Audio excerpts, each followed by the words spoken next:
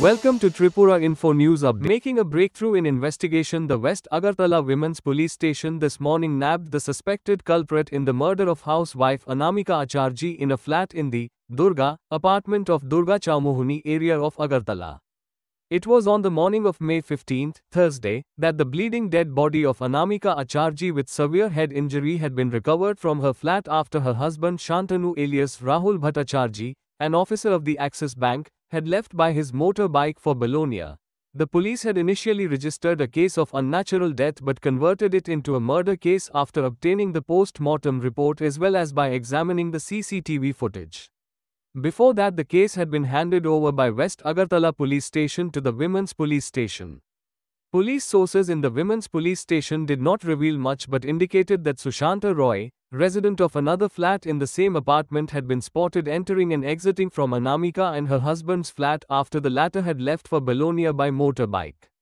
In initial interrogation, the suspected culprit Sushanta Roy failed to give a proper explanation as to why he had entered and excited slain Anamika and her husband's flat, and he is in for further intensive interrogation.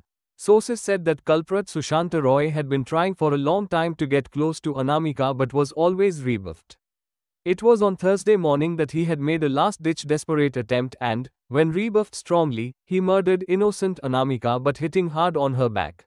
2025 তারিখে দুর্গা চৌমুহনী দুর্গা অ্যাপার্টমেন্টে অনামিকা আচার্য নামে এক গৃহবধূর অচৈতন্য দেহ পাওয়া যায় এবং তাকে আহত অবস্থায় তার আত্মীয়স্বজন হসপিটালে নিয়ে যায় এবং ডাক্তারবাবু যিনি এখানে কর্মরত ছিলেন অনামিকা আচার্যকে মৃত বলে ঘোষণা করে। পরবর্তীকালে পুলিশ একটা আনন্যাচারাল ডেথ ইউডি কেস নেয় এবং তদন্ত শুরু করছে। এর মধ্যে গতকাল 16 তারিখ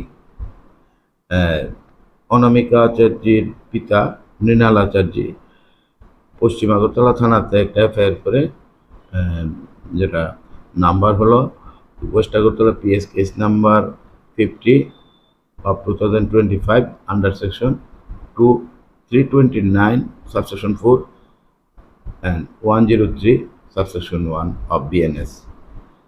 এই মামলা নথিভুক্তর পর আয়োগের কাছে মামলা তদন্ত আসে এবং ইন কোর্স অফ ইনভেস্টিগেশন আয়ু সুশান্ত রায় নামে একজন ব্যক্তি, যিনি ওই অ্যাপার্টমেন্টেই আরেকটা ফ্লোরে থাকতেন, ওনাকে আজকে গত ভোরবেলা ভোর 3:50 অ্যারেস্ট করে আজকে আদালতে প্রেরণ করে এবং 5 দিনের পুলিশ রিমান্ড যায়। আমি সরকার পক্ষে এই পুলিশের যে প্রেয়ার পুলিশ রিমান্ডের, সেই প্রেয়ারের সপক্ষে আদালতের কাছে হিয়ারিং করি এবং পুলিশের যে আবেদন, সেই আবেদনের যুক্তিগত তুলে ধরি।